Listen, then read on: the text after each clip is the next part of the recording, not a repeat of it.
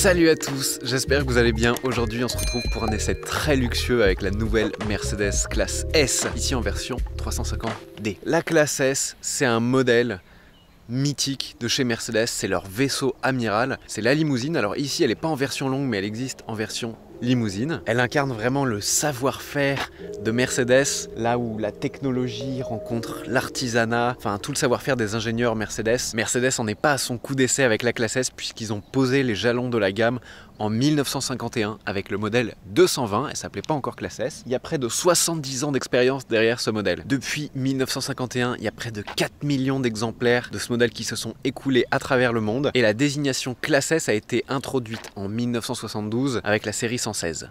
C'est pas une voiture qu'on voit énormément en France parce que c'est une limousine, elle est assez chère. Ses marchés préférés, c'est la Chine, les États-Unis, la Corée du Sud et l'Allemagne. Et sur la génération précédente qui a terminé sa production en fin d'année dernière, il s'en est vendu à peu près 500 000 exemplaires à travers le monde. Il faut savoir qu'en Europe, un propriétaire de classe S, il y en a plus des 3/4, 80% pour être précis, qui vont remplacer leur classe S par une nouvelle classe S. Quand tu achètes une classe S, tu achètes pas juste une voiture, tu achètes un concept. Et je vais vous expliquer dans cette vidéo ce que c'est que ce concept. Ça peut se résumer en 3 mots, luxe, confort et technologie. Sur cette nouvelle version, donc en version berline, pas en version limousine, on est à 5,18 m de longueur. On a gagné 54 mm par rapport à la génération précédente et elle fait 1,95 m de largeur ou 1,92 m celle-ci parce qu'elle a les poignées affleurantes. On gagne aussi donc par rapport à la génération précédente 55 mm en largeur. Ça a permis d'améliorer l'espace à l'intérieur. Donc on regarde quand même un petit peu le style de cette classe S.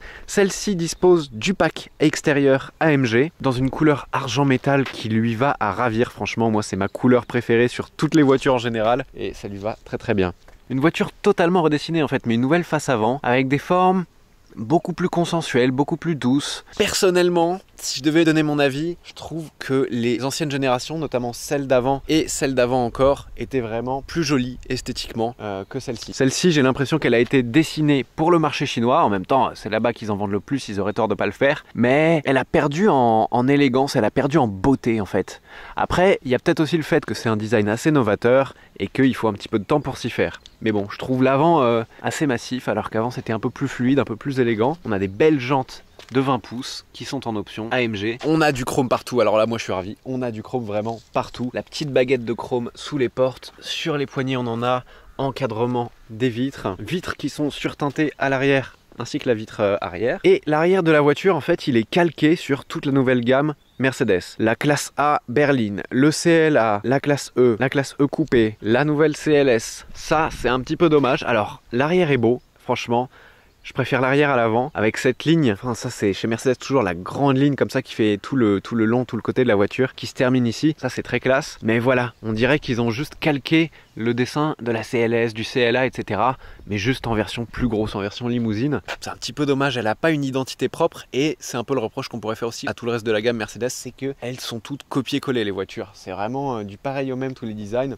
Il y a juste les proportions qui changent, on a l'impression. Après, je trouve que c'est une très belle base et j'ai hâte de voir les versions AMG, ça va être très très sympa. Donc à l'arrière, on a une barre de chrome qui traverse toute la largeur, qui passe même de la malle de coffre sur les phares et des phares qui sont intégrés tant à l'aile arrière que à la malle de coffre. Ici, petit diffuseur noir brillant, 2 sorties chromées qui sont vraiment sympas. Je vous montre l'intérieur du coffre. 550 litres de chargement. Le coffre est vraiment grand, tu peux mettre tout ce que tu veux. Et il y a une option assez marrante au catalogue Mercedes. Je vais vous parler des options, ça c'est incroyable, tout l'équipement que tu peux mettre dans cette voiture. Si tu veux, Mercedes te propose une fermeture à verrouillage renforcé pour ton coffre. Si tu veux stocker des objets de valeur, des diamants, des rubis, tout ce que tu veux dans ton coffre. C'est possible. Donc ça c'est les poignées fleurantes, c'est très joli, c'est des poignées comme chez Tesla qui rentrent dans la carrosserie. Ça aussi c'est une option, hop, tu vois. Et regarde le souci du détail, Mercedes-Benz. Alors le souci du détail a été poussé extrêmement loin dans cette voiture, je vais te montrer les détails à l'intérieur. C'est dingue. Pour la première fois disponible en grande série sur une Mercedes, l'option Digital Light. Donc en fait tout simplement qu'est-ce que c'est? C'est des phares full LED de base avec une petite signature lumineuse ici quand les phares sont allumés. Et c'est des phares matriciels. En fait chaque phare possède un module d'éclairage avec 3 LED extrêmement lumineuses dont la lumière est réfractée par 1,3 million de micro-miroirs dans le phare. Donc avec les 2 phares combinés, on a une résolution des phares de 2,6 millions de pixels. Et en gros, c'est une sorte de phare matriciel hyper avancé. Et quand quelqu'un va te croiser, la fonction de balayage où le plein phare s'éteint pour pas éblouir celui d'en face va être beaucoup plus fluide et bien plus précise en fait. En plus de ça, lorsque ce sera homologué, ça viendra avec une mise à jour qui sera gratuite. La voiture en est équipée, mais pour l'instant, on n'a pas le droit de l'utiliser. Quand tu arriveras par exemple sur une route et que tu laisseras passer un piéton, le phare pourra projeter un passage piéton sur le sol. Il pourra t'afficher un stop sur le sol quand il va détecter un panneau stop au loin. Le niveau de techno de ces phares est assez fou. Et il faut savoir que Mercedes est souvent pionnier dans les équipements technologiques sur ses voitures. C'est eux qui ont introduit la ceinture de sécurité, l'ABS, eux qui ont introduit les airbags et tout ça à chaque fois sur la classe S. Mercedes, cette voiture pour eux, c'est leur laboratoire roulant. Et dans des voitures beaucoup plus accessibles, on retrouvera ces technologies dans 10-15 ans, c'est sûr. Mais donc vous avez un preview du futur de l'automobile en avant-première aujourd'hui. L'intérieur, c'est l'endroit le plus agréable dans cette Mercedes. Très luxueux. Contrairement à Audi et BMW, chez qui j'ai pu tester certains modèles très exclusifs, où il y avait des petits matériaux quand même qui faisaient tâche et qui étaient un peu scandaleux sur des voitures à ce prix-là. Ici, l'attention au détail est phénoménale. Tu ne trouveras pas un seul endroit avec un plastique moche, etc. Surtout souvent, c'est ici, chez Audi et Mercedes, il y a un plastique dégueulasse. Et ici, tu vois, c'est de l'Alcantara, c'est très beau. Ah, on est bien assis. On a le soft closing, donc ça veut dire que tu n'as pas besoin de claquer la porte, tu la fermes comme ça et elle se charge du reste pour terminer. Tu peux contrôler les petits rideaux de courtoisie ici. Alors je sais jamais quel bouton est lequel. Là, je ferme le toit alors que je pensais fermer la fenêtre. Non, la fenêtre c'est ici, voilà. Et tu vois, t'en as un ici et t'en as même un pour la petite vitre arrière, ça c'est cool. Ça c'est ce dont je te parlais, le petit écran de LED. Je crois qu'on a à peu près 300 LED qui composent tout l'habitacle pour former ces petits écrans. Et quand tu dis « Hey Mercedes, peux-tu mettre l'éclairage de l'habitacle en rouge, s'il te plaît ?» Hop, et ça y est, on est passé en rouge.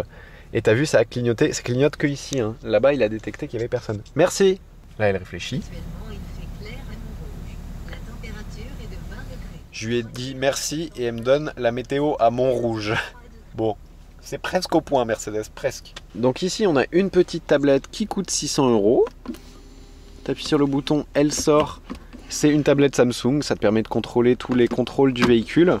Donc tu as des sièges arrière qui sont quand même inclinables. Hyper confort. Hein. Je vais me mettre un petit peu de siège ventilé parce qu'aujourd'hui il fait un peu chaud.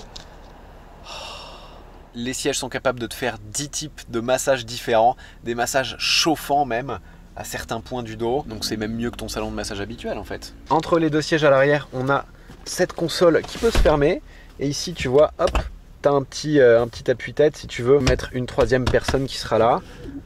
Bon, en vrai, t'es mieux dans ces 2 sièges que dans celui du milieu, mais s'il n'y a personne, voilà, tu rouvres, tu as ta tablette, ici tu appuies une fois, hop, tu as quelque chose qui va te permettre de mettre ton iPhone, donc de le poser comme ça, mais alors tu vois, s'il a une coque, ça marche pas, en revanche tu appuies une 2e fois, et c'est les 2 porte-gobelets. Ici, tu as une petite trappe qui te permet de ranger quelques petites choses et on a 2 ports USB-C pour recharger tes appareils ou ton ordinateur, ce que tu veux. Ici, derrière, une petite trappe encore dans laquelle tu vas pouvoir ranger des choses. Là, c'est la boîte de la tablette et en option, tu peux avoir le réfrigérateur pour mettre du champagne. Et cet appuie-tête avec son petit coussin est juste d'un confort inégalable. C'est ouf. Et ça, c'est très beau. Cette pièce est vraiment très belle. Un des haut-parleurs Burmester qui est magnifique. Il y en a aussi là. Enfin, c'est très beau. Ici, l'utilisation du système multimédia est vraiment très intuitive. Ça marche très bien. Tu as même une fonction confort, Energizing Comfort, qui va te lancer un programme mêlant musique, massage, siège chauffant. Il y a même des parfums qui vont s'échapper des bouches d'aération pour te faire vivre une expérience sensorielle. Tu vois, il y en a plusieurs. Exercice, bien-être, vitalité, chaleur, fraîcheur. Tu peux changer évidemment toute la couleur de l'éclairage d'ambiance. Tu peux choisir le soutien lombaire s'il va être actif ou pas. Et tout est extrêmement réglable. Je pense que pour s'acclimater à la technologie de cette voiture, il faut une bonne semaine pour pouvoir vraiment tout tester profondément. Et c'est très facile à utiliser. C'est pas hyper compliqué, ça vient facilement. Tu vois ici, tu as les modes de conduite, tu appuies dessus. Ils sont réglables ici, tu comprends tout de suite que tu as confort, sport, sport plus, économie. Le système de caméra 360, regarde comment c'est fou. La voiture peut se garer toute seule, évidemment. Niveau rangement, on a à l'avant une belle boîte à gants. Ici, un espace de rangement pour mettre ton téléphone, recharge via induction. On a 2 prises USB-C, 2 porte-gobelets. Et ici, encore de la place pour ranger des choses et 2 prises USB-C.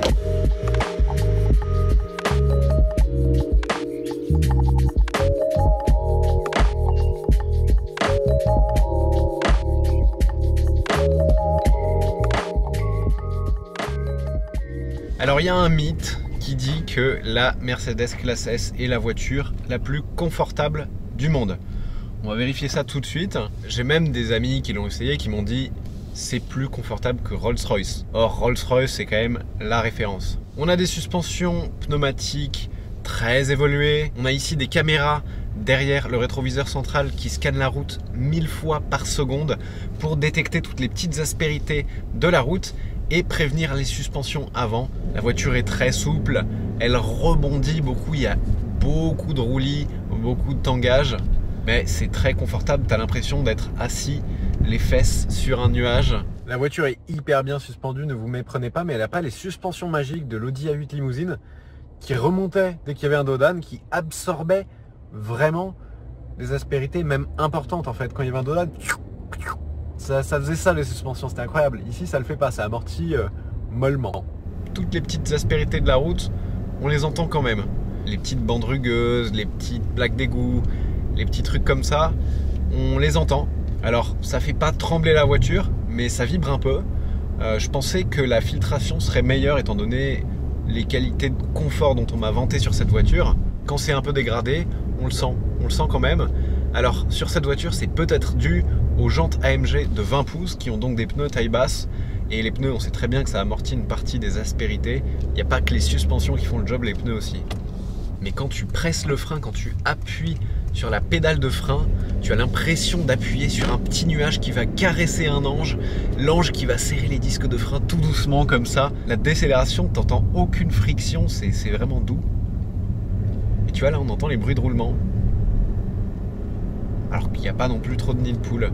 Donc non, je déconstruis ce mythe, désolé, c'est pas aussi confortable qu'une Rolls-Royce. Ceux qui disent ça n'ont pas conduit de Rolls-Royce. C'est aussi confortable en suspension verticale, on va dire, mais par contre, c'est mieux filtré dans une Rolls quand même. Faut pas exagérer. Ici, on est sur une propulsion, 286 chevaux, 600 Nm de couple, on est bon pour un 0 à 100 en 6 secondes. C'est plus que suffisant, et si tu mets ton pied au plancher, t'as le couple du diesel, ça t'envoie en avant sans problème. Mais après, ça freine très fort. Si je fais un freinage, c'est très sérieux le freinage. On n'a pas l'impression que les freins sont dépassés par le poids de la voiture et c'est une bonne chose. Après, je pense que si tu le fais 10 fois de suite, là, ça va peut-être devenir autre chose. La voiture est capable, si elle détecte qu'il va y avoir un accident, de tendre les ceintures, redresser les sièges, fermer les fenêtres. C'est le système Presense, mais vachement évolué, tu vois, ça marche super bien. Sur cette nouvelle version de Classe S, on a été encore plus loin. On a des nouveaux airbags, on a notamment un airbag ici, entre le passager et le conducteur qui va se déployer pour éviter l'entrechoquement des têtes si on a un choc latéral. On a des airbags frontaux pour les passagers à l'arrière qui vont se déployer depuis le dossier de mon siège et du siège passager. On a évidemment encore tous les autres airbags qui étaient déjà présents, donc ceux dans les portes, pour les genoux. À l'arrière, tu peux avoir une option des airbags dans la ceinture, ce qui fait que quand tu as un accident frontal, tu as l'impression de t'écraser sur un coussin presque. Enfin, c'est fou. Et nouveauté sur cette Classe S, il y a un système qui va détecter les collisions latérales. La voiture est capable de le détecter quelques centièmes de seconde avant et de monter de 8 ou 10 cm d'un coup comme ça, ce qui va permettre au châssis de la voiture d'amortir le choc plutôt qu'au panneau de carrosserie et à ta tête. Et probablement, notez-le, qu'on verra ça dans quelques années sur d'autres voitures, mais ce sera arrivé en premier comme d'habitude sur la classe S. Mercedes a poussé le curseur technologique très très loin dans cette voiture et en fait c'est ça la grosse nouveauté, c'est toute la techno qu'il y a. Le système arrive à détecter qui parle et qui envoie une commande vocale. Par exemple, si tu dis j'ai mal au dos alors que tu es assis au siège arrière droit, il va pouvoir te lancer le siège massant. Grosse nouveauté aussi, on a un immense écran ici de plus de 12 pouces qui est tactile et qui marche très très bien. Je pense qu'il y a une grosse carte graphique derrière ça parce que ça répond aussi bien que ton iPhone lorsque tu veux naviguer dans les menus. Et c'est un écran à retour haptique, donc quand tu appuies un petit peu fermement, tu as une vibration qui confirme que tu as cliqué.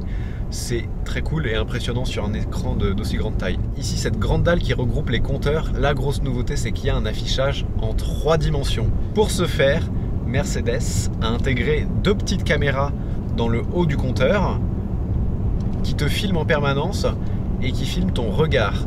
Et ils arrivent avec ça à diffuser une image qui va te permettre de percevoir en 3 dimensions ce qui est affiché. Alors quand tu mets le GPS, c'est ça qui est le plus impressionnant, c'est vraiment en 3D. Je sais pas si tu as déjà été dans un casino, mais les machines à sous c'est exactement ça, c'est cet affichage en 3D. Ça fait un petit peu mal aux yeux en vrai sur les compteurs, comme ça le GPS en 3D, c'est pas forcément le plus nécessaire. En revanche, là où ils ont fait très fort, c'est que le nouvel affichage tête haute, alors là c'est une folie.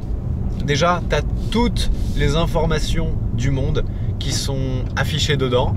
Donc tu as plus l'impression d'être un pilote d'avion de chasse qui a toutes ses commandes dans son casque hyper high-tech qu'un simple conducteur automobile. Tu as les panneaux qui sont lus, la vitesse limite, le régulateur de vitesse, la vitesse à laquelle tu roules. Sur cet affichage tête haute, la voiture qui est devant toi est soulignée. Et quand une voiture se décale, elle te met un petit truc blanc, enfin...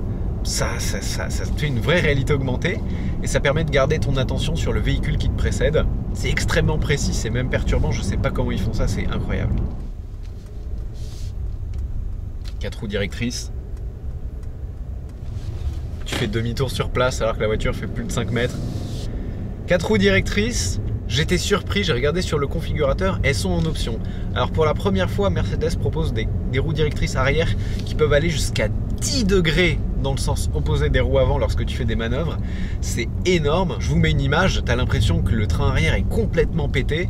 Et en fait, à mon avis, à conduire, ça doit être incroyable. Tu as l'impression que l'arrière doit glisser. Mais si tu prends des jantes de grande taille, des jantes AMG, etc., tu auras une monte asymétrique avec des pneus à l'arrière plus larges que les pneus à l'avant. Et donc, tu ne peux pas prendre cette option de roue arrière directrice à 10 degrés. Tu pourras seulement prendre l'option roue arrière directrice à 4,5 degrés. Mais ça reste une option. Si tu ne coches pas cette option, ta classe S n'aura pas les roues arrière directrices et ça, ce serait dommage. Il faut que je m'arrête pour vous parler du système audio. Je pourrais pas vous le faire écouter parce que vous diffusez de la musique qui sera enregistrée ensuite par le micro de ma caméra n'a aucun intérêt. Mais c'est le système audio le plus qualitatif que j'ai jamais pu tester dans une voiture. Pour l'instant, ma référence était l'Audi A8 Limousine. On avait l'impression d'être dans une salle de concert. Mais là, c'est la même chose en un petit peu mieux. Il y a notamment une nouveauté. En plus des 34 haut-parleurs du système Burmester, qui est une option à plus de 6 000 €. Donc t'en as là, t'en as dans la porte, t'en as ici, t'en as dans le plafonnier, t'en as un ici. Je sais pas combien dans les portes arrière, t'en as derrière les appuis-têtes, enfin t'en as vraiment partout. T'as une puissance de 1750 watts, c'est énorme. Et tu peux régler le son très finement. Dans le menu, t'as ce qu'ils appellent le son 4D. Donc déjà, si t'es tout seul dans la voiture, tu peux choisir quel siège aura la préférence du système audio pour que si tu es chauffeur de quelqu'un, le passager peut choisir son siège pour avoir le son enveloppant autour de lui et si tu es tout seul à conduire, tu peux le mettre autour de toi et c'est incroyable. Tu peux régler en mode audio live comme si c'était un concert joué en live, pur, 3D, surround, ça marche super bien. Et le son 4D, c'est une nouveauté, c'est un haut-parleur qui est dans le siège, dans ton dos, il y en a un dans chaque siège et ça tu peux le régler sur une échelle de 1 à 10 et lorsqu'il y a des basses dans ta chanson, ça fait vibrer le siège au même rythme que les basses. Donc en fait on a juste vraiment l'impression d'avoir un caisson de basse dans le dos. Alors quand c'est à fond, je trouve que c'est un peu perturbant, c'est pas forcément très agréable, mais réglé à la moitié, si tu mets une bonne chanson avec des bonnes basses, t'as l'impression d'être au concert. C'est juste incroyable. D'habitude, je suis plutôt d'avis de ne pas prendre cette option parce que les systèmes de basse dans les voitures aujourd'hui sont quand même excellents. Mais alors là, le Burmester, sur la classe S. C'est une expérience, c'est une folie. La classe S chez Mercedes est disponible à partir de 100 000 €. Celle-ci avec le pack AMG, c'est 107 191 €. Et en termes d'options, on a à peu près 35 000 € d'options sur celle-ci. Bon, il est temps d'aller la rendre, cette Mercedes classe S, donc je vous dresse le bilan. C'est une routière incroyable parce que d'une part, Mercedes annonce 7 litres d'eau au 100, on a un grand réservoir de diesel dans cette voiture. Quand je l'ai pris, il y avait plus de 800 km d'autonomie affichée. 286 chevaux, aujourd'hui ça paraît pas énorme sur une si grosse voiture en plus. Mais bon, le couple du diesel, il fait tout le job et je vois pas trop la nécessité de prendre un plus gros moteur sur une version comme ça qui est typée très confort. Sur les AMG, on verra. Vraiment, voilà, ce qui me frappe le plus dans cette voiture, c'est le niveau d'aboutissement, de finition et de technologie.